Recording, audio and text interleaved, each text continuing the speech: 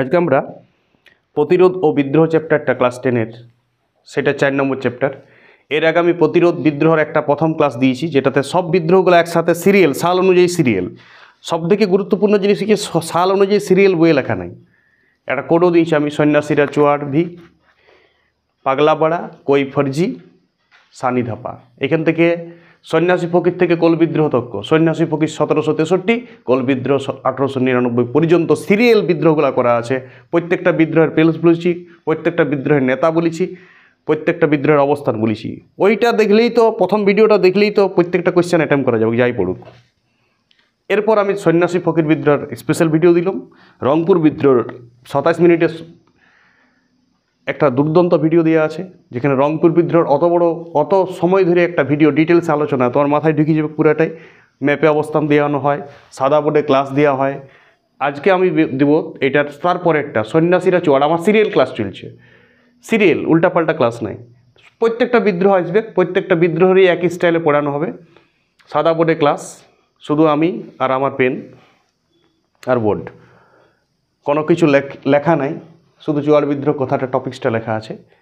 যা বলবো সব মন থেকে কথা হবে, সব আমি বই পড়েছি সেইটা বলবো। কোনো কিছু বোর্ডে লেখা নাই যে আমি রিডিং মারবো বা কোনো বই থেকে রিডিংও দিই নেই। হ্যাঁ, ইতিহাস একটা কনসেপশন আসবে, তোমার নিজের ভাষায় লিখতে পারবে একদম। এইটাই আসল নিজের ভাষায় লেখা, যেখানে সাদা বোর্ডে সার ইতিহাস ক্লাস দেই। তো এখানে ম্যাপে অবস্থান দেখানো হবে যে এই চোয়ার বিদ্রোহ কোথায় হচ্ছে, চোয়ার বিদ্রোহের নেতার নাম, চোয়ার বিদ্রোহের অবস্থান, চোয়ার বিদ্রোহের প্রেক্ষাপট কী ছিল, মানে কোন ঘটনার জন্য চোয়ার বিদ্রোহটা হইল, তার আগের ইতিহাস কী ছিল, জীবনযাপন প্রণালী কী ছিল, চোয়ার বিদ্রোহের কারণ 7-8টা কারণ দেবো। তারপরে বিদ্রোহটা কী করে হয়েছে, মানে ঘটনাটা কী করে হয়েছে, পুরা বিস্তারটা বিদ্রোহের দেবো। আর তারপর বিদ্রোহের ফলাফল দেবো, শেষে বিদ্রোহের প্রকৃতি ও বৈশিষ্ট্য দেবো, ক্লাস শেষ করবো। ক্লাস হবে অনেক বড়, কিন্তু চোয়ার বিদ্রোহ তোমাকে আর কথাও কোনো দিন পড়িতে হবে না, একদম মাথায় গাইতে দেবো, তোমার মাথায় ছবি তৈরি করে দেবো চোয়ার বিদ্রোহের। ভিডিওটা প্রথম থেকে শেষ পর্যন্ত দেখবে, অনেক উপকৃত হবে। দেখো, ফার্স্টেই এইটা আমার পশ্চিমবঙ্গের ম্যাপ, পেছন দিকটা পুরুলিয়া বাঁকুড়া এই সাইডটা। হ্যাঁ, উপর দিকটা আমি আর রাখছি না, আজকে প্রয়োজন নেই উপরের দিকটা রাখার।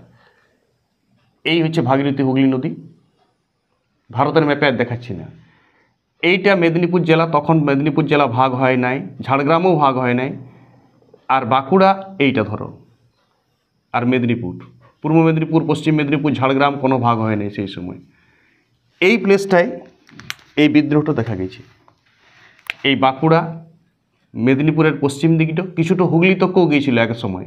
আর বীরভূম, এইটা বীরভূম পর্যন্ত মাঝে বিস্তৃত হয়েছিল বিদ্রোহটা। এই এলাকাটাতে বিদ্রোহটা দেখা গেছিল। কারা বিদ্রোহ করেছিল? পশ্চিমবঙ্গের ম্যাপে বোঝা যাচ্ছে এই জায়গাটাতে বিদ্রোহ হয়েছিল। এটা পুরুলিয়া জেলা আমাদের, এটা মেদিনীপুর। আর ঝাড়গ্রাম ফাড়গ্রাম এখানে উল্লেখ করে, মেদিনীপুরের পশ্চিম দিকটা হুগলি তক্কেও গিয়েছিল বিস্তারটা, বীরভূমও বিস্তার করেছে। বাঁকুড়ার দক্ষিণ পশ্চিম দিকে, বাঁকুড়া জেলাটা দক্ষিণ পশ্চিম দিকে এই প্লেসটাতে বিদ্রোহটা হয়েছে। ম্যাপে অবস্থান দেখাচ্ছি প্রথমে। ভারতবর্ষের ম্যাপে দেখতে চাও তো ভারতবর্ষের ম্যাপেকেও আমি বুঝাই দিচ্ছি ভারতবর্ষের ম্যাপের কোন জায়গায় হয়েছে। দেখো, তখন ভারতবর্ষ পাকিস্তান ভাগ হয় নাই। ঘটনাটা তো 1767, 1799, 98 এই সালের ঘটনা। পাকিস্তান একসাথে ছিল, বাংলাদেশ একসাথে ছিল, এই ব্যাপক ভারত। এই এলাকাটাতে মোটামুটি ভারতবর্ষের ম্যাপের এই এলাকাটাতে হয়েছিল সাঁওতাল বিদ্রোহ। পুরুলিয়া, এই বাঁকুড়া, মেদিনীপুর, হুগলি, বীরভূম এই 4টা জেলার কিছু কিছু স্থানে দেখা গিয়েছিল চোয়ার বিদ্রোহ। চোয়ার কারা? নিম্নবর্গের কিছু মানুষ, খাইটে খাওয়া মানুষ, যারা জমিদারদের কাজ করত। কী কাজ করতে বলছি, এরা কৃষিকাজ করত, পশু শিকার করত। এরা কখনো কখনো কৃষিকাজ, পশু শিকার ছাড়াও এরা পাইকের কাজ করত, এরা সৈনিকের কাজ করত, এরা পালকি চালাইত, এরা বড় কন্দাজের কাজ করত, লাঠিয়ালও ছিল, কেউ কেউ ঘোড়া সাওয়ারি করত। মূল এদের বিজনেস ছিল কৃষিকাজ আর পশু শিকার। আর জমিদারের বাড়িতে পাইক কাজ করত, লাঠিয়ালের কাজ করত, সৈনিকের কাজ করত। এই সকল নিম্নবর্গের মানুষগুলাকে ইংরেজরা চোয়ার বলতো। চোয়ার মানে একটা তাচ্ছিল্য, একটা ঘৃণা, মানে একটা অপবাদ দেওয়া হতো। চোয়ার যা একটা অপমান, একটা নির্মম অত্যাচার করা হতো। চোয়ার মানে এক ধরনের অসভ্য, বর্বর, এইসব টাইপের কথা বলা হয়তো একে। অসভ্য, বর্বর জাতি আমরাও বলি থাকি এখন অনেককেই চোয়ার। কী চোয়ার রে বাবা, মানে ওকে অসভ্য বর্বর বলে থাকি, সেইটাই ইংরেজরা বলতে ওই নিম্নবর্গের খাইতে খাওয়া মানুষগুলাকে, বুঝতে পারছো? চুয়ার বলে এমনি কোনো ছিল নাই। কিছু নিম্নবর্গের মানুষ জমিদারের হয়ে কাজ করতো, জমিদারিয়াদের প্রভু, জমিদারকে প্রভুর মতন ভক্তি করত, সেই জাতটাই চুয়ার। ইংরেজদের ভাষাতে, ইংরেজদের যারা অধীনস্থ লোক, ইংরেজ কর্মচারীদের, বিভিন্ন ইংরেজ কর্মচারী তো ইয়াদের সঙ্গে সরাসরি যুক্ত ছিল, সবাই তার হেড অফিস ছিল না, ইংরেজের কিছু লোক ডাইরেক্ট ইয়াদের কাছে ট্যাক্স আদায় করতে যেত, তখন ইয়ারাকে চুয়ার এরকম বলতো, বুঝতে পারছো কথাটা? ছোটো জাত দেখে ওরাকে অপমান করতো, গরিব মানুষ দেখে অপমান করতো। এইটাই জন্যেই ইয়ারা কোনো সময় অসহ্য হয়ে ইংরেজদের বিরুদ্ধে বিদ্রোহ করেছিল, কোনো কারণে সব বলা হবে, সেইটাই চুয়ার বিদ্রোহ নামে ইতিহাসে পরিচিত। এটা দুটো স্টেপে হয়েছিল। চুয়ার বিদ্রোহ ফার্স্ট স্টেপ হয়েছিল 1767 সালে, ফার্স্ট স্টেপ। আর চুয়ার বিদ্রোহ সেকেন্ড স্টেপ হয়েছিল 1798-99। খুব ইম্পর্টেন্ট, এর আগেও আমি বলেছি। এইটা ঘটে যাওয়া বিদ্রোহগুলোর মধ্যে 3 নম্বরে সন্ন্যাসী বিদ্রোহ, রংপুর বিদ্রোহ, তারপরে চুয়ার বিদ্রোহ। কিন্তু চুয়ার বিদ্রোহের ফার্স্ট স্টেপটা রংপুরের আগেই হয়ে গিয়েছিল। রংপুর তো 1783, কিন্তু চুয়ার বিদ্রোহের ব্যাপক যেটা মেন চুয়ার বিদ্রোহ, সেটা দ্বিতীয় ধাপ, সেইটা হয়েছিল 98-99 সালে। ম্যাপটা আমি মুছে দিচ্ছি, তোমরা ম্যাপটা এখানে অবস্থান পাচ্ছে, সেই ম্যাপটা আমি মুছে দেবো, নাহলে লেখার জায়গা হবে না বোর্ডে। এরপর আমি এখানের অবস্থানটা লিখব। আমি প্রত্যেকটা বিদ্রোহী যেমন স্টেপে পড়াই সেরকম পড়াবো, পরীক্ষাতে সব পড়বে না, কিন্তু ডিটেলস আলোচনা হবে। চুয়ার বিদ্রোহের অবস্থান আমি মুখে বললাম, তাও একটা জায়গাগুলো জানা দরকার আছে। অবস্থান হচ্ছে বাঁকুড়া জেলা, মেদিনীপুর জেলা পশ্চিম দিকটা, বীরভূম জেলাতেও গিয়েছিল বিদ্রোহ এক সময়, জেলাগুলো বলছি, আর হুগলি জেলা। কোন কোন প্লেস? ঘাটশিলা, মেদিনীপুরের ঘাটশিলা, এখানে ঘাটশিলা ধলভূমে বিদ্রোহ হয়েছিল, ধলভূম বলে একটা জায়গা আছে। রায়পুর, বাঁকুড়ার রায়পুর। আর বলো, তুমি বলো তাহলে। লালগড়, জামমনি, নেক্সট লালগড়, জামমনি, চন্দ্রকোনা, শালবনী, শালদা, বীরভূম। শালবনী, লালগড়, রায়পুর, রামগড়ও হয়েছিল বিদ্রোহ। রামগড় জায়গা নোট করতে থাকো, শালবনী, শালদা ইত্যাদি জায়গায় বিদ্রোহ হয়েছিল। কিছুটা সময় এলা চন্দ্রকোনাতেও গিয়েছিল বিদ্রোহটা, চন্দ্রকোনা হুগলির এখানেও গিয়েছিল। আর বীরভূমের বিদ্রোহটা সরাইছিল, আমি আগেই বলেছি বীরভূমের বিদ্রোহ সরাইছিল। এই সকল জায়গা জুড়ে এই লাল কালিতে যে স্পটটা দিয়েছি সেইখানে বিদ্রোহ ছিল। নেতা কে ছিল চুয়ার বিদ্রোহের, আমি একটু নোট করে নেব। এইটা অবস্থান গেল বিদ্রোহের অবস্থান। দেখো, নেতা মানে যেটা চুয়ার বিদ্রোহ মানে জেলা নায়ক, এখানে এই বিদ্রোহের একটা এক্সাম নায়ক খলনায়ক আছে, তো নায়ক হিসাবে আমরা দেখব, এটাকে নেতা হিসাবে দেখব। জগন্নাথ সিং ধলভূমের রাজা ছিল, ইনি জমিদার ছিল একজন। জগন্নাথ সিং এইটা ধলভূমের রাজা ছিল, হ্যাঁ, ঘাটশিলার ধলভূম। নেক্সট দুর্জন সিং বাঁকুড়ার, ইনি বাঁকুড়ায় ঘর, ব্যাপক জায়গা জুড়ে বিদ্রোহ করেছিল। নেক্সট অচল সিংহ, ইনিও বাঁকুড়ার। এইগুলোর নাম আমি পেতে থাকব। শিরোমণি, রানী শিরোমণি মেদিনীপুরের, একে মেদিনীপুরের লক্ষ্মীবাই বলা হয়, নোট করবে, রানী শিরোমণি। লাল সিং বীরভূমের খুব ইম্পর্টেন্ট নেতা এই বিদ্রোহের। আর বসো তুমি, গোবর্ধন দিকপতি, ঠিক আছে, গোবর্ধন দিকপতি, এইগুলা ছিল নেতা হুগলির। তো এই নেতা এইখানে ছিল গোবর্ধন দিকপতি, এইগুলা ছিল বিদ্রোহের দিকে। আরও কিছু কিছু ছিল, যেটা হচ্ছে তোমার মাধব সিং ও গঙ্গা নারায়ণ। মাধব সিংয়ের একটু ভূমিকা পাবো পরে, আর গঙ্গা নারায়ণ নোট করবে। এগুলা সব চুয়ার বিদ্রোহের বিভিন্ন সময়ে এরা বিদ্রোহ করেছেন, বিদ্রোহের নেতৃত্ব দিয়েছে আর কি। লেখা বুঝাচ্ছে, লেখা না বুঝালে সবাই কিন্তু একটু জুম করে দেখে নেবে, আর আমি মুখে বলেছি সেইটা শুনবে। এইগুলা চুয়ার বিদ্রোহের গুরুত্বপূর্ণ নেতা। আর বিদ্রোহের দমন করার জন্য যে ইংরেজ মানে বিপক্ষে কে ছিল, দেখো বিপক্ষে সেই সময় এইখানে তো ওয়ারেন হেস্টিংয়ের সময়, বুঝছো, 67 সাল। আর 98-99টা স্যার জন শোর ছিল, মানে গভর্নর জেনারেল বাংলার তখন। 4টা গভর্নর জেনারেল আমি প্রত্যেকটা বিদ্রোহীতে তুমি পাবে এইখানের। Warren Hasting, Cornwallis, sir Johnson আর ওয়েলেসলি লাস্টে। এই 4জনকে তুমি পাবেই, কিন্তু এরা 4জন তো বাংলার গভর্নর জেনারেল, এরা তো ডাইরেক্ট ঠেঙ্গানায় যুদ্ধ করতে আসবে না, এরাই তো চালাচ্ছিল বাংলা এলাকাটা, ইস্ট ইন্ডিয়া কোম্পানির মালিক। এইখানে যার দায়িত্বে ছিল সেইটা হচ্ছে প্রেসিডেন্ট গ্রাহাম সাহেব, এখানের প্রেসিডেন্ট ছিল এই এলাকাটার। এর নেতৃত্বে বিদ্রোহটা অনেকটা হয়েছিল। গ্রাহাম সাহেব ক্যাব দাও। আর গ্রাহাম সাহেবের একজন সেনাপতি ছিল, লেফটেন্যান্ট সেনাপতি ছিল, এলাকার সেনাপতি। ও লেফটেন্যান্ট, মানে এ খুব ইংল্যান্ডের থেকে এসেছিল, খুব ভালো যুদ্ধ জানত, ফার্গুসন। এই নামগুলো আসবে, ফার্গুসন, ফ আকার গয়েরে প্রস্যু দন্তস দন্তন্য। তাছাড়া আমি যেটা বললাম সেটা নোট ডাউন করবে, Hastings, Cornwallis, sir Johnson, Wellesley. এই 4জন তো ছিল, আমি আর লিখছি না, ওইটা সব হয়ে গেছে, অবস্থান হয়ে গেছে, নেতা নেত্রী হয়ে গেছে, এগুলো আমি বুঝতে পারি, তোমরা নোট ডাউন করবে সব। তথ্য নাও, প্রচুর তথ্য নাও চুয়াড় বিদ্রোহ, তারপর আমি সব বলবো। প্রেক্ষাপট শোনো, প্রেক্ষাপটে আর কিছু না, এরা কি করতো সেটাকে শোনো, চুয়াড়রা কী করতো, প্রেক্ষাপট বলে পয়েন্ট দেবে, প্রেক্ষাপট নিজের ভাষায় লিখবে, আমি সব বলছি তুমি এটা শুনবে শুধু। চুয়াড় বিদ্রোহের প্রেক্ষাপট ছিল এই যে মুঘল সাম্রাজ্য যখন 1700 সালে ঔরঙ্গজেবের মৃত্যু হয়, তার প্রত্যক্ষ যে মুঘল সম্রাটরা ছিল, ফারুক সিয়ার বলো, শাহ আলম বলো, দ্বিতীয় বাহাদুর শাহ বলো, এরা অত বীর বিক্রম ছিল না।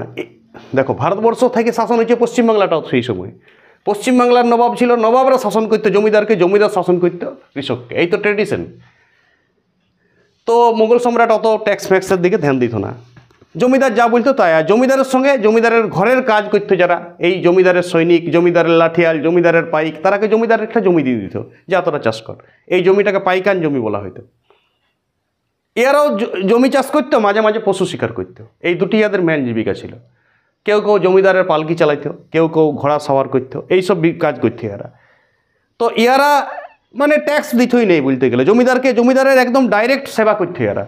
ফলে জমিদার এরাকে নিষ্কর জমি দিয়েছিল। অন্য কৃষকের কাছে জমিদার ট্যাক্স লিত নিম্নমানের, কিন্তু এরাকের কাছে ট্যাক্স লিত নাই। এই সকল মানুষদের কাছে ট্যাক্স প্রায় লিতই নেই জমি। জমিদারের ঘরে এরা কাজ করে দিত নানান ধরনের, যেটা বললাম। আর নিজেরা কাজ ছিল কৃষিকাজ আর পশু শিকার। আর জমিদারের ঘরে বাকি সব লাঠিয়াল, সৈনিক, পাইক। আর জমিদার জমিটা দিত পাইকান জমি, লোকে বলতো এটা পাইকান জমি, এটা ট্যাক্স লাগে না। কিন্তু ওয়ারেন হেস্টিং 1765 সালে জানো তো, ইস্ট ইন্ডিয়া কোম্পানি দেওয়ানি লাভ হলো। মুঘল সম্রাটরা বলল ইস্ট ইন্ডিয়া কোম্পানি তোমরা চালাও। সব বিদ্রোহের এইটাই মূল কারণ। যত উপজাতি বিদ্রোহ হয়েছে মূল কারণটাই হয়েছে কর বৃদ্ধি। যে কোনো বিদ্রোহে, যে কোনো, তুমি এইটা লিখে দিবে বানাই বাস 4 নম্বর তো তুমি অ্যাটেম্প কোশ্চেনটা হয়ে যাবে। কর বৃদ্ধি হয়েছিল, পাইকান জমিগুলোকে বাজেয়াপ্ত করেছিল, পাইকান জমিগুলোকে নিয়েই নিয়েছিল, দিশাহারা হয়ে গেছিল। জমিদাররাকেও চাপ দিয়েছিল, অন্য জমিদার চেঞ্জ করে দিয়েছিল। মানে জমিদারেরও অবস্থা খারাপ, জমিদারের কর্মচারীদেরও অবস্থা খারাপ। তখন সবাই মিলে এটা বিদ্রোহটা করেছিল, জমিদার আর প্রজা একসাথে। যেটাকে ইংরেজ সরকার বলতো নিম্নবর্গের মানুষ, অসভ্য, বর্বর, অবহেলিত, তখন ওরাকে চুয়াড় বলতো। চুয়াড় বলে কোনো জাত ছিল না, বিভিন্ন কাস্টের মানুষ ছিল মেদিনীপুরে, যারা এখনও মজুর শ্রেণীর মানুষ, সেই মানুষদেরই বংশধর ছিল পূর্বপুরুষ, যারা একদম মাটির সাথে ডাইরেক্ট জড়িত, যারা কর্মঠ, যারা পরিশ্রমী, যারা দেশ গড়ে, যাদের অর্থনীতি দেশের সঙ্গে ডাইরেক্ট রিলেটেড, সেই সব মানুষগুলাকেই ইংরেজ সরকার চুয়াড় নামে অভিহিত করেছিল সেই সময়। বেশ দিন কাটছিল। হঠাৎ কালক্রমে ওই 1765 সালে দেওয়ানি লাভের পরেই আরেকটি প্রাকৃতিক ঘটনা আমি বলেছি, 1770 সালে 76-এর মন্বন্তর হয়েছিল। এই দুটি কারণে ইয়াদের জীবন অতিশয় হয়ে গেছিলো, বিমর্ষ হয়ে গেছিলো। তখন জীবন রক্ষার তাগিদে, বাঁচার তাগিদে মানুষ যখন দেয়ালে পিঠ ঠেকে গেছে, ইয়াদের অত্যাচার সহ্য করতে করতে করতে তখনই বিদ্রোহ করেছিল। এবং এই বিদ্রোহের সূচনা হয়েছিল, পরে বলিব সেটা বিদ্রোহের বিস্তারে। প্রেক্ষাপট আমি বলে দিলাম, নিজের ভাষায় লেখো। প্রেক্ষাপট এইটা, মানে হঠাৎ মানে পুরোনো কাস্টিং করে দিলাম, একটা পেছনের ঘটনা বলে দিলাম। জীবনযাপন আরামে চলছিল, কী করতো, জীবিকা কী করতো সব বলে দিলাম, সেইটাই প্রেক্ষাপট। হঠাৎ এই জীবনযাত্রার মানের পরিবর্তন, ইংরেজ সরকার যখন দেওয়ানি লাভ করে, ওয়ারেন হেস্টিং যখন বাংলার গভর্নর জেনারেল হয়, নতুন নতুন নিয়ম প্রণয়ন করে, এই অরণ্য আইন আর এই আইন, আর তারই বিরুদ্ধে বিদ্রোহ হয়েছিল। চলো বিদ্রোহের কারণগুলো আমরা, প্রেক্ষাপট নিজের ভাষায় লিখবে। আমি যেটা বললাম প্রেক্ষাপট আমি বলি, প্রেক্ষাপট কোনো বইয়ে থাকে না। প্রেক্ষাপট বললে একটু মানে জিনিসটা সম্বন্ধে নলেজ আসে। চলো কারণ, প্রেক্ষাপটটা আমি মুছে দিচ্ছি। এবার আমরা বিদ্রোহের কারণ লিখব। এই কারণগুলো কিন্তু আমরা পয়েন্ট করব প্রত্যেকটাই। দেখো 1 নম্বর কারণ ফার্স্টেই হচ্ছে কর বৃদ্ধি। যে কোনো বিদ্রোহের মূল কারণ কিন্তু কর বৃদ্ধি। কর বৃদ্ধি পয়েন্টটাকে ডিসকাস নিজে করবে, আমি শুধু পয়েন্টটা দিচ্ছি।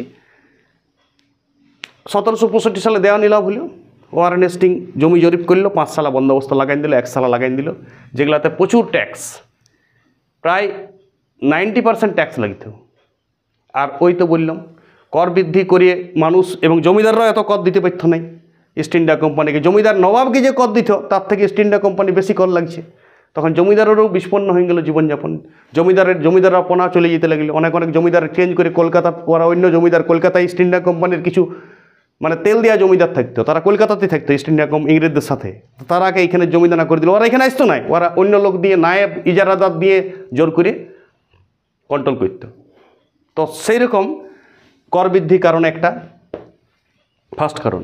2 নম্বর বলো তো সূর্যাস্ত আইন। দেখো কর্নওয়ালিস 1793 সালে, ধ্যান দেবে আমি সূর্যাস্ত আইন ব্যাকেটে সালটা লিখছি, 1793 যখন কর্নওয়ালিস গভর্নর জেনারেল হয়। সূর্যাস্ত আইনের কারণে দেখো আমি দুটা ফেজেরই কারণ একসাথে বলছি। 67 সালে একটা হয়েছিল, কিন্তু তুমি বলো 67 সালের পরে তো সূর্যাস্ত আইন হয়েছিল। হ্যাঁ, 67 সালে কর বৃদ্ধির কারণে বিদ্রোহ হয়েছিল। আর যখন 98-99 হয় তখন সূর্যাস্ত আইনের বিরুদ্ধে বিদ্রোহ হয়েছিল।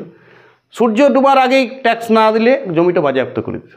93 সালে কর্নওয়ালিস একটা বিধ্বংস আইন করেছিল, যার বিরুদ্ধে এই সকল, আমি চোয়ার বলছি না, এই সকল শ্রমজীবী নিম্নবর্গের যারা মানুষ, যারা পশু শিকার, কৃষিকাজ, পশুপালন, সৈনিক, লাঠিয়াল, পালকি চালায়, এইসব কাজ করত, তাদের ওই আইনটি খারাপ লেগেছিল, ফলে বিদ্রোহ অংশগ্রহণ করেছিল। 3 নম্বর পয়েন্ট অরণ্য আইন। বিভিন্ন ধরনের অরণ্য আইন আনতো, মানে অরণ্য মেন আইন নয়, মেন আইন পরে এসেছিল। ছোটোখাটো অরণ্য আইন আনতো, যে গাছ কাটা যাবে না, পশু শিকার করা যাবে না। তো এরাই করতো, পশু শিকার করতো, গাছ কাটতো রাত সময়। পশু শিকারটা পুরাপুরি বন্ধ করে দিয়েছিল এদের। পশু শিকার করলেই একে সৈনিকে ধরে নিয়ে যেত, ইস্ট ইন্ডিয়া কোম্পানির সৈনিক ধরে নিয়ে যেত, নিয়ে একে জেলে পুঁতত, জরিমানা লিত। এরকম ছোটোখাটো অরণ্য আইন করেছিল ওয়ারেন হেস্টিং গাছ বাঁচাবার জন্যে, যেটা ইয়াদের মনে হয়েছিল যে আমাদের অরণ্যের অধিকার, যেটা ফলমূল সংগ্রহ করা, পশু শিকার করা, সেই সব পাতা সংগ্রহ করা, এই সব জিনিসগুলা ইয়াদের যে ছোটো ছোটো কাজ করতো, সেই কাজগুলো আর পাইতেছিল না, ফলে এরা বিদ্রোহ ঘোষণা করেছিল, অরণ্য আইন। 4 নম্বর পয়েন্ট বেকারত্ব বৃদ্ধি। আরে এদের বেকারত্ব বাড়িয়ে গেল, এইসব কাজ করতে পারল নাই, না পাইছে জমি। জমিদারদেরই অবস্থা খারাপ, জমিদার চলে গেল, তাহলে জমিদারের কর্মচারীগুলো তো সব বেকার হয়ে গেল। অনেক জমিদারের অন্য জমিদার দিয়ে দিয়েছিল, বললাম না, কলকাতায় বসে থাকা জমিদারকে এরা ফিট করে দিয়েছিল। ইয়াদের জমিদার কোনা উঠাই নিয়ে গেল, জমিদার ট্যাক্স দিচ্ছিল না, জমিদার পাইকে কিছু বলবে নাই। নিম্নবর্গের মানুষের সাথে জমিদার গলায় মিল হয়ে গেছিল, যুগ যুগ ধরে ওরা জমিদার আর ওরা ওদের ঘরে কাজ করছে, ফলে একটা রিলেশন হয়ে যাইছিল। জমিদারের যখন জমিদার আপনা চলে গেল, নতুন জমিদার আর ওই লোকগুলাকে নিয়োগ করে নেই, ফলে অনেক বেকারত্ব বেড়ে গিয়েছিল, কাজ পেতেছিল না মানুষ। 4 নম্বর কারণ এটা। বলো 5 নম্বর কারণ। এটা তো সব বিদ্রোহী। 1770 সালে 76-এর মনন্তর দুর্ভিক্ষ হয়েছিল, মানুষের অভাব হয়েছিল, খাবারের অভাব হয়ে গিয়েছিল, অন্নের অভাব বড়ই জ্বালা, মানুষ যদি খাইতে না পায়, দেয়ালে পিঠ থেকে গিয়েছে, তখন বিদ্রোহে ডাক দিয়েছিল। ভাষা আমি নিজে বলছি, তুমি তোমার ভাষায় লিখবে, পয়েন্টগুলো শুধু লাও। পয়েন্টগুলোকে আমি ডিসকাস করছি আমার ভাষায়, তুমি খাতায় লিখবে তোমার ভাষায়। কারণগুলোকে তো ডিসকাস করতে হবে, ডিসকাসটা নিজে করবে। নেক্সট রাজস্ব কঠোরতা। 6 নম্বর পয়েন্ট লেখো রাজস্ব কঠোরতা। রাজস্ব বাড়াই নেয়, কঠোরভাবে রাজস্বটা আদায় করতে হবে, লাঠিচার্জ করতে হবে, ঠেঙ্গাইতে হবে, ঘর জ্বালান দিতে হবে, হ্যাঁ, গরু বাছুর লুট করে নিত, বিভিন্ন অত্যাচার করতে, যদি ট্যাক্স না দিত, মারত, চাবুক দিত, ফলে এদের এই রাজস্ব আদায়ে আবার কঠোরতা বৃদ্ধি করেছিল। ইংরেজ ইস্ট ইন্ডিয়া কোম্পানির বিভিন্ন ইজারাদার, নায়েব, গোমস্তা, তারা এসে লাঠিচার্জ করত, লাঠিয়াল পাঠিয়ে দিত, ট্যাক্স না দিলে আগুন জ্বালিয়ে দিত, ঘর বাড়ি কাটিয়ে নিত, এইভাবে অত্যাচার করেছে। রাজস্বটা আদায়ে কঠোরতা করেছিল, রাজস্ব আদায়ে কঠোরতা। 6 নম্বর পয়েন্ট।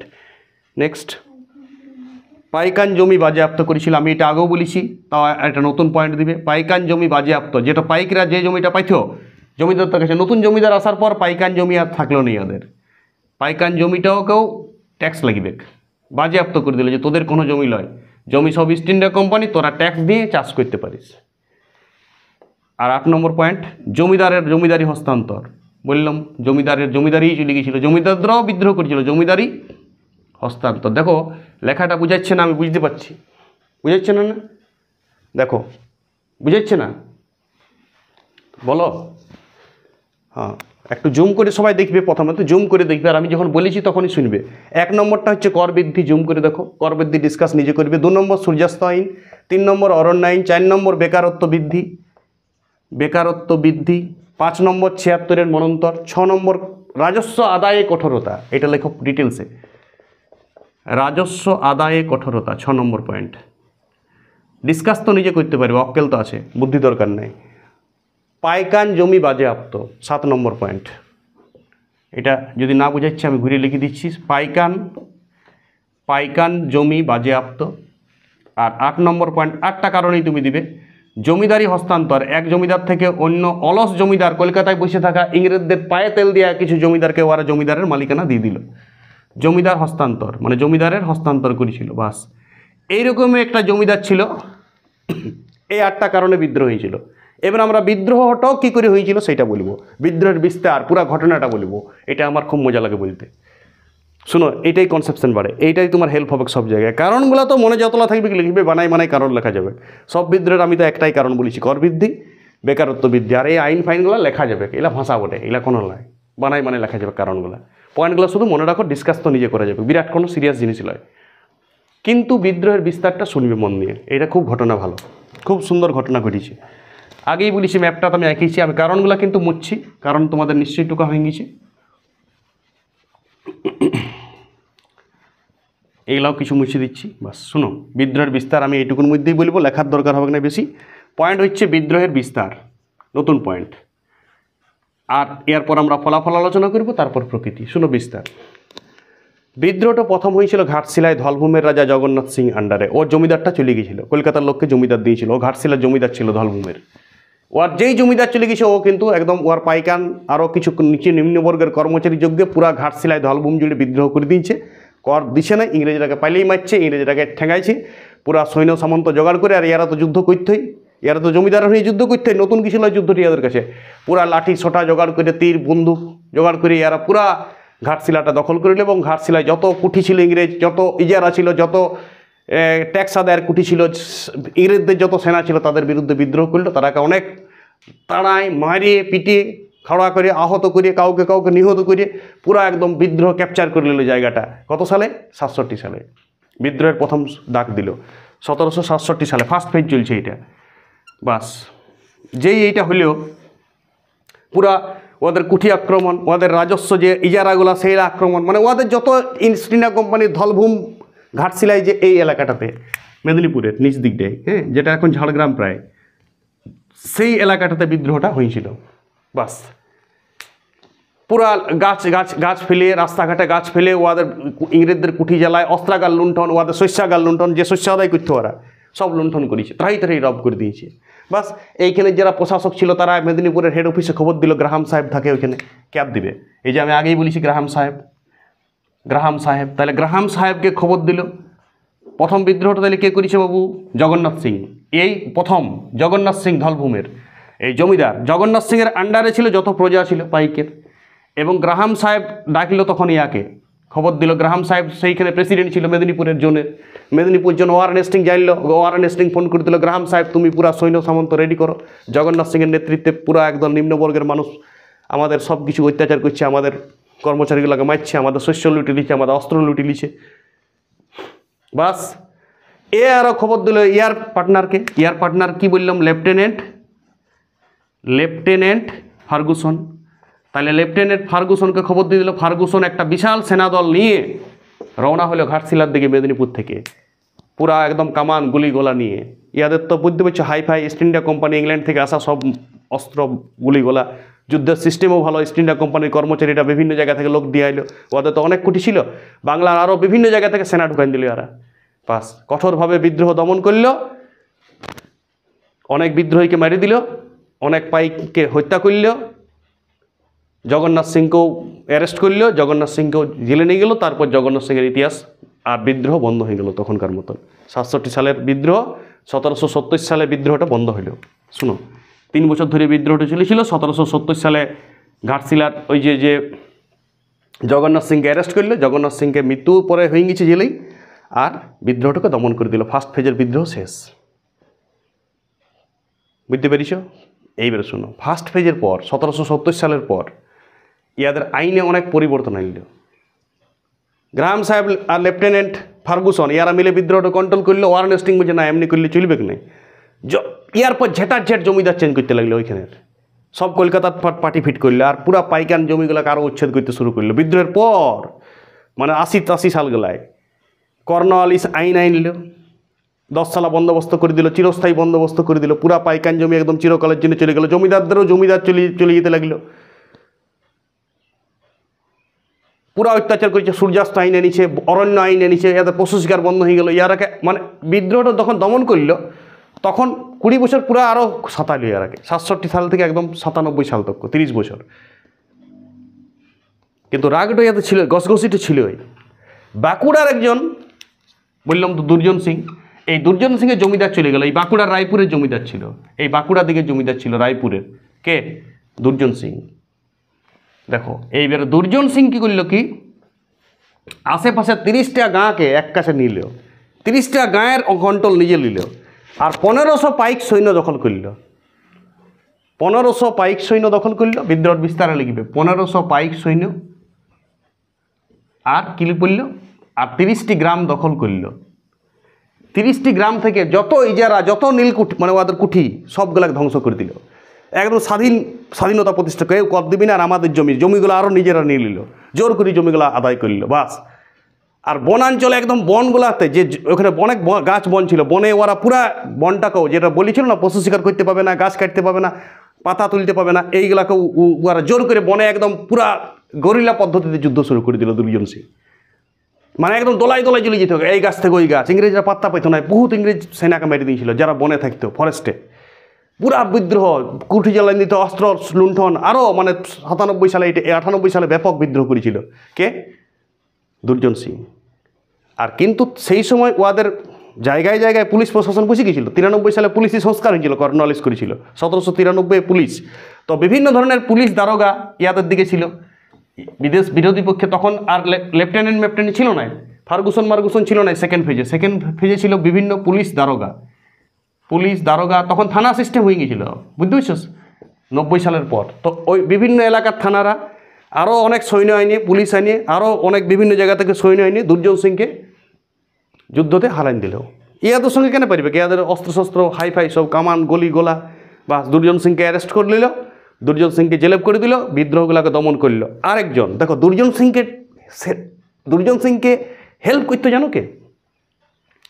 রানী, একজন রানী ইয়াকে হেল্প করতো, ঠিক আছে?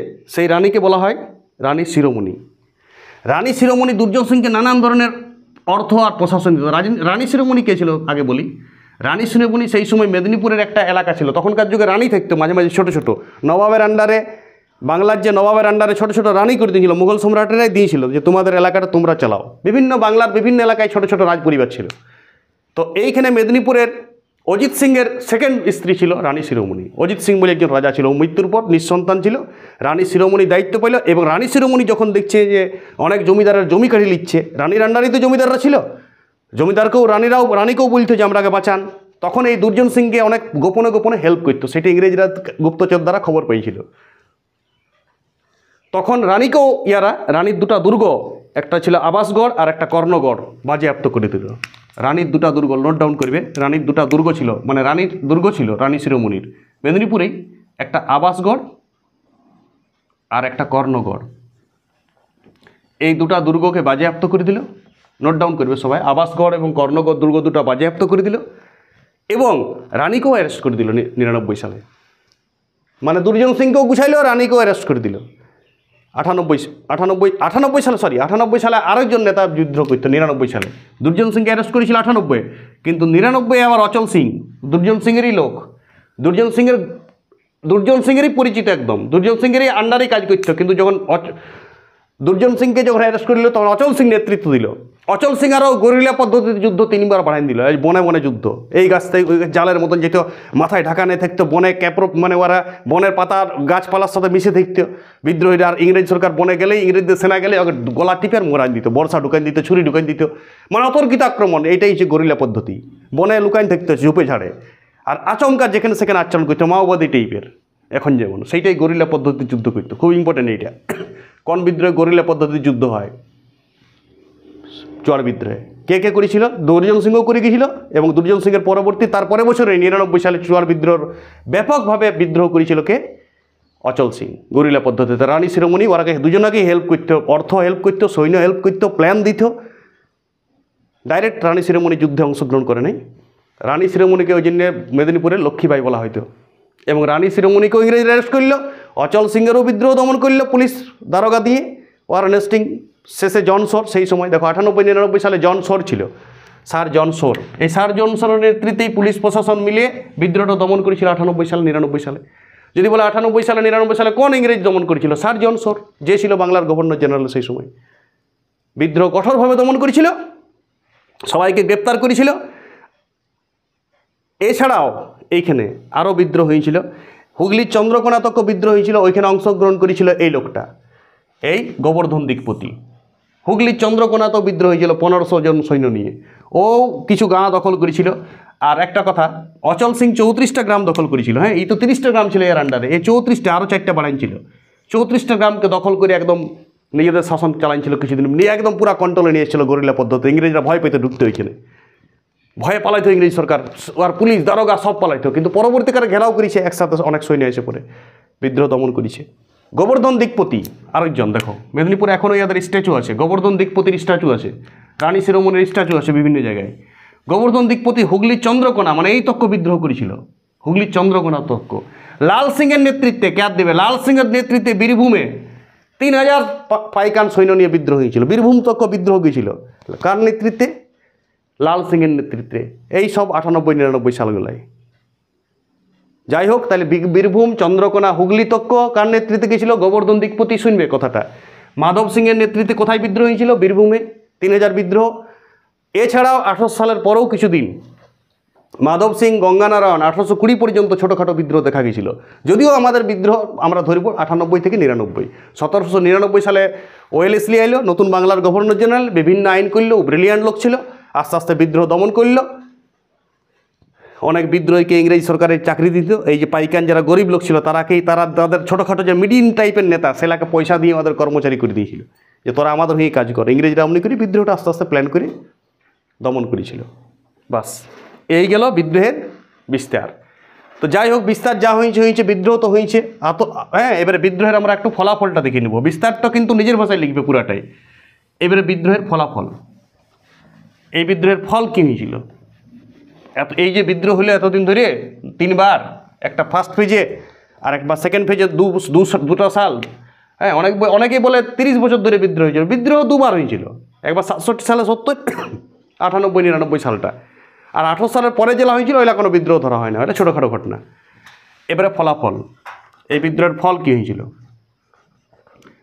বললাম। 1 নম্বর, ফার্স্ট, অনেক নেতাকে চাকরি দিয়ে দিয়েছিল ইস্ট ইন্ডিয়া কোম্পানি। অনেক নেতাকে কী করেছিল? টাকা দিয়ে, লোভ দেখাইয়ে কী করেছিল? টাকা দিয়ে নিজেদের লোক করে দিয়েছিল ফার্স্ট। তাহলে বিদ্রোহটা তো আপেই কন্ট্রোল হয়ে গেল। অচল সিং আর দুর্জন সিং কী করবো? ওদের লোকগুলাকে টাকা দিয়ে নিয়ে নিয়েছিল, লোকগুলো তো ঢুকিয়ে দিয়েছিল ইস্ট ইন্ডিয়া কোম্পানিতে টাকার লোভে। তারপর জঙ্গলমহলে জেলা প্রতিষ্ঠা করলো ওয়েলেসলি 1800 সালে। মনে রাখবে, জঙ্গলমহলে নতুন একটা জেলা করে দিল এলাকাটায়, নতুন ডিএম কালেক্টর বসাই দিল, নতুন সিস্টেম এলো, অনেক থানা করে দিল, নতুন জেলা করে দিলে তো শাসনটা পুরা কড়া শাসন হয়ে গেল। জঙ্গলমহলে নতুন জেলা প্রতিষ্ঠা, আর এই জেলাটা সদস্য করে দিল বীরভূম কথাকে হ্যাঁ, বিষ্ণুপুর শহরকে সদর শহর করে দিল। জঙ্গলমহল জেলা প্রতিষ্ঠা হয়েছিল আগে, পরে জঙ্গলমহল জেলাটা চেঞ্জ হয়েছে, মেদিনীপুর হয়ে গিয়েছে, পুরুলিয়া হয়ে গিয়েছে, ঝাড়গ্রাম হয়ে গিয়েছে এখন। তো একটা জঙ্গলমহল বলে একটা জেলা প্রতিষ্ঠা করে দিল, এবং জেলাটার হেডকোয়ার্টার কোথায় করে দিল? বিষ্ণুপুরে। ওইখানে অনেক বড় বড় দারোগা, পুলিশ প্রশাসন বসাই দিল, যাতে করে বিদ্রোহ হলেই চট করে দমন করা যায়। এইটা একটা ভালো ফলাফল। 3 নম্বর, কী যে বলো তুমি, নতুন জমিদার বসানো হইল, আর পাইকান জমি ফেরত দেওয়া হলো। নতুন আরও নতুন জমিদার, আরও মানে যাদের অভিজ্ঞতা আছে। এবার এইখানের লোককেই নিল, কলকাতা থেকে আর লোক ঢুকাইল না। কলকাতার লোকগুলো তো প্রচুর অত্যাচার করতে হয়, তখন এরা এই মানুষেরই মানে জঙ্গলমহলেরই আরও যারা অল্প জ্ঞানী গুণী লোক, তারাকে নতুন জমিদার পদে বহাল করল। নতুন মানুষকে নতুন জমিদার নিয়োগ, জমিদারকে দায়িত্ব দিয়ে দিল যে তোমরা দেখো, তোমরা আবার যেমন ছিলে তেমনি কন্ট্রোল করো। আর পাইকান জমিগুলো আরও করে ফেরত দিয়ে দিল। যুগ ধরে পাইকরা চাষ করতো, তো ওদের পরবর্তী বংশ যারা বাঁচি ছিল বিদ্রোহের পরেও পাইকান জমিটা ফেরত। বাস, এই 4টা ছিল বিদ্রোহের ফলাফল। বিদ্রোহটার ফলে ভালোই হয়েছিল। বিদ্রোহের পরে ইংরেজরা বুঝেছিল যে আমাদেরও কিছু অত্যাচার এক্সট্রা হয়ে গেছিলো, সেই অত্যাচারগুলো করে নাই, পাইকান জমি কাটিলে একটা অপরাধ ছিল, ওটা বুঝেছিল, ফেরত দিয়ে দিয়েছিল। নতুন নতুন ভালো ভালো জমিদার নিয়োগ করল, অলস নিষ্কর্মা, এবং যারা কঠোরভাবে কর আদায় করতো তারাকে বাদ দিয়ে দিল। 1800 সালে জঙ্গলমহলে জেলা করে দিল শাসন প্রণালী ভালো করার জন্য। আর অনেক নতুন নেতাগুলা যারা চুয়াড় বিদ্রোহে অংশগ্রহণ করেছিল তারাকে টাকা দিয়ে ওদের নিজেদেরই কর্মচারী বানায় নিয়েছিল। এই 4টা হয়েছিল ফলাফল। এবার আমরা বলবো এই বিদ্রোহের লাস্ট জিনিস, এই বিদ্রোহটার প্রকৃতি এবং বৈশিষ্ট্য কী ছিল। মুচ্ছি এটা ফলাফল নোট ডাউন করেছো নিশ্চয়ই। 4টা ফলাফল বলেছি, 8টা কারণ বলেছি। সবাই নিজের ভাষায় লিখবে, হাত লেখা খারাপ, জুম করে কোনো কষ্ট করে আমার মুখের কথা শুনে খাতায় টুকাতক্য তোমার কাজ। প্রকৃতি ও বৈশিষ্ট্য, দেখো যে কোনো বিদ্রোহের একটা প্রকৃতি আর বৈশিষ্ট্য থাকে। বর্তমানে এই বিদ্রোহ তো আর নতুন নতুন কিছু এক্সট্রা কি, এই বিদ্রোহের নতুনত্ব কী ছিল দেখো। এই বিদ্রোহের নতুনত্ব ছিল প্রথমত জমিদার। দেখো প্রত্যেকটা বিদ্রোহী জমিদারের বিরুদ্ধে যুদ্ধ হয়, কিন্তু এখানে জমিদার আর প্রজা একসাথে বিদ্রোহ করেছিল ইংরেজ সরকার। জমিদার প্লাস প্রজা মিলিত যুদ্ধ, এই প্রথম। এইবার এই প্রথম তুমি পাইলে জমিদারের বিরুদ্ধেই প্রজারা বিদ্রোহ করতে এতদিন তক। এই বিদ্রোহতে জমিদার এবং প্রজা একসাথে মিলেমিশে বিদ্রোহ করেছিল, এটা নতুনত্ব। প্রকৃতি বৈশিষ্ট্য বলতে নতুনত্ব কী ছিল, অন্য বিদ্রোহ ছিল না, এই বিদ্রোহ ছিল, সেইটা কি বুঝতে পারছো। যে কোনো বিদ্রোহ শেষে প্রকৃতি আলোচনা করা হয়। ছাত্রছাত্রীরা বুঝতে পারে যে প্রকৃতিতে কী লিখবো, প্রকৃতিতে লিখবে তুমি এই বিদ্রোহের নতুন জিনিস কী ছিল বলো। 2 নম্বর কী হয়েছিল, এইটা ছিল প্রথম আদিবাসী বিদ্রোহ। এটা পরীক্ষায় কোয়েশ্চেন পড়ে। প্রথম আদিবাসী বিদ্রোহ, কৃষক বিদ্রোহ নয়, এটাকে আদিবাসী বিদ্রোহ বলা হইতো। গরিব মানুষ কাজ করতে, এলাকার অনেক দিন ধরে দীর্ঘদিন ধরে থাকা যে আদিবাসী মানুষ, এটাই প্রথম আদিবাসী বিদ্রোহ। ফার্স্ট। 2 নম্বর বলো। 3 নম্বর বৈশিষ্ট্য বা প্রকৃতি। 3 নম্বর বৈশিষ্ট্য, পাইকান জমিটা ফেরত দিয়েছিল। এটাতে এইটাও প্রথম যে কোনো বিদ্রোহ শেষে কোনো জমি তুমি আর ফেরত দেয় নাই, কিন্তু এইখানে দেওয়া হয়েছিল পাইকান জমি ফেরত। এটাও একটা প্রকৃতি বা বৈশিষ্ট্য। 4 নম্বর বলো প্রকৃতি, জঙ্গলমহল জেলা প্রতিষ্ঠা হয়েছে। এটাও একটা বিদ্রোহ শেষে একটা নতুন জেলা হয়েছে এলাকায়। কোনো বিদ্রোহ শেষে কি জেলা করেছিল নাই করে, জঙ্গলমহল জেলাটা প্রতিষ্ঠা হয়েছিল। আরেকটা আমি বলবো 5 নম্বর, জঙ্গলমহল জেলা প্রতিষ্ঠা, এটাও নতুনত্ব। কোনো বিদ্রোহের পরেই নতুন জেলা হয় নাই, এইখানে একটা নতুন জেলা প্রতিষ্ঠা হয়েছিল। আরেকটা 5 নম্বর তুমি লিখতে পারো, গরিলা পদ্ধতিতে যুদ্ধ, এটাও একটা প্রকৃতি বৈশিষ্ট্য ছিল। গরিলা পদ্ধতি, এই নতুন একটা পদ্ধতি অবলম্বন করেছিল চুয়াড় বিদ্রোহের নেতারা দুর্জন সিং এবং অচল সিংয়ের নেতৃত্বে।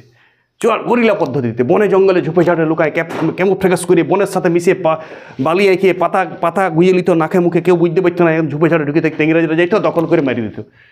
এইরকম পদ্ধতিতে ইংরেজরা এটা ভয় পেয়ে গেছিল প্রচুর। এই অতর্কিত হামলা, এই গরিলা পদ্ধতিতে যুদ্ধ, এই সাঁওতাল বিদ্রোহের একটা বিশেষ বৈশিষ্ট্য বা প্রকৃতি। এই গেল সাঁওতাল বিদ্রোহের ঘটনা। পুরো ঘটনাটাই আমি একদম নিজের ভাষায় বলেছি। এই চুয়াড় বিদ্রোহের এইটাই ছিল বৈশিষ্ট্য এবং প্রকৃতি, এবং পুরো বিদ্রোহটাই আমি নিজের ভাষায় বলেছি। সাদা বোর্ডে ছিল আমার পড়ার আগে, এখন বোর্ড ভরে গেছে। পুরোটাই আমি নিজের তথ্য, এমন নয় যে লেখা এসে গেছে আমি দেখে বলি যাচ্ছি। ওইসব ক্লাস প্রচুর আছে ভারতবর্ষের বা পশ্চিমবাংলার ইউটিউব চ্যানেল। 10 মিনিট 12 মিনিট করে ডিসকাস করে রিডিং চলে আসে, রিডিং মেরে দেই। এবং বই কেউ বইটা দেখে বলে দেই, রিডিং করে দেই। সেটা তো ছাত্রছাত্রীরা নিজেই করতে পারে। আশা করি এটাতে অনেক কনসেপশন দিয়েছি, আমি ম্যাপ দিয়েছি, নেতা দিয়েছি, পক্ষের বিপক্ষের নেতা দিয়েছি, অবস্থান দিয়েছি। আমি প্রেক্ষাপট বলেছিলাম শুরুতে, তারপর আমি 8টা কারণ বলেছি, তারপর বিদ্রোহের বিস্তারটা আমি ঘটনাটা মুখে বলেছি। পুরো ঘটনাটা সাজাও আর লেখো, কোন নেতার নেতৃত্বে কী কী বিদ্রোহ হয়েছিল সব বলেছি। বীরভূমের লাল সিংয়ের বিরুদ্ধে, হুগলিতে গোবর্ধন দিকপতি, জগন্নাথ সিং শুরুতেও বিদ্রোহ করেছিল। প্রথম বিদ্রোহ বলে কার নেতৃত্বে প্রথম বিদ্রোহ হয়েছিল, গোবর্ধন দিকপতি। চন্দ্রকোনায় কার নেতৃত্বে হয়েছিল, প্রথম হয়েছিল জগন্নাথ সিং, ধলভূমে ঘাটশিলার জমিদার ছিল। এই প্রথম রানী শিরোমণি কোথায় ছিল, মেদিনীপুরের ছিল। একে মেদিনীপুরের লক্ষ্মীবাই বলা হয়তো। দুর্জন সিং বাঁকুড়ার ছিল, রায়গড়ে, কিন্তু 30টা গ্রাম দখল করে মেদিনীপুর বাঁকুড়া সব জায়গায় বিদ্রোহ করেছিল। বাঁকুড়ার ছিল কিন্তু বিদ্রোহটা ব্যাপক এলাকা জুড়ে করেছিল। অচল সিং আরও বেশি এলাকা জুড়ে করেছিল, দুজনেই গরিলা পদ্ধতি যুদ্ধ করেছিল। আর মাধব সিং গঙ্গানারায়ণ শেষ দিকেও বিদ্রোহ চালাই গেছিল। ওই বিদ্রোহটা নতুন পুলিশ প্রশাসন জেলা বসে গেছিলো, আর ওই বিদ্রোহ অত বেশি কিছু প্রভাব বিস্তার করতে পারে নাই। লাস্টে আমি বলবো একটা মূল্যায়ন, যে বিদ্রোহটা যেমনই হোক, ইংরেজ সরকার যেমনই দমন করুক, ইংরেজ সরকার বুঝেছিল যে বাংলাকে এইভাবে কঠোরভাবে অত্যাচার করে, নিপীড়ন করে, লাঞ্ছিত করে, অবমাননা করে, অপমান করে শাসন করা যাবে না। ভালোবেসে পোলাইটভাবে এদের সাথে মিশেই শাসন প্রণালী চালাইতে হবে, মিলেমিশে কাজ করতে হবে। তার জন্য নতুন জেলা তৈরি হলো, নতুন পুলিশ প্রশাসন তৈরি হলো, পাইকান জমি ফেরত দেওয়া হলো। এবং এর আগে নতুন নতুন ভালো জমিদার, ভালো মনের জমিদারকে ফিট করিল, যাতে করে প্রজাদের সাথে জমিদারের রিলেশনটা ঠিক থাকলে ইংরেজদেরও ট্যাক্স ঠিক করে আদায় হবে, প্রজারা ভালোবেসে ট্যাক্সটা দেখ, প্রজারা যেমন না জোর করে ট্যাক্স দেই, এই ধারণা নিয়ে পরবর্তীকালে ইংরেজরা ভারতে শাসন করতে লাগলো।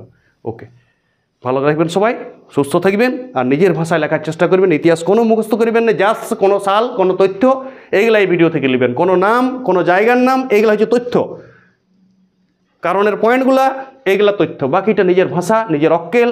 যদি কোনোদিন জীবনে গরু রচনা লিখেছ তো ইতিহাসেরও প্রত্যেকটা প্রশ্নের উত্তর অ্যাটেম্প করতে পারবে। তথ্য জানা থাকা যায়, তথ্য শুধু নোট করবে, তথ্য ছোটো ছোটো তথ্য নোট করবে, ভাষাটা নোট করবে না কোনো টিচারের, কোনো বইয়েরও না, ভাষা নিজের ভাষায় সেন্টেন্স গঠন করে উত্তর লিখবে। ওকে।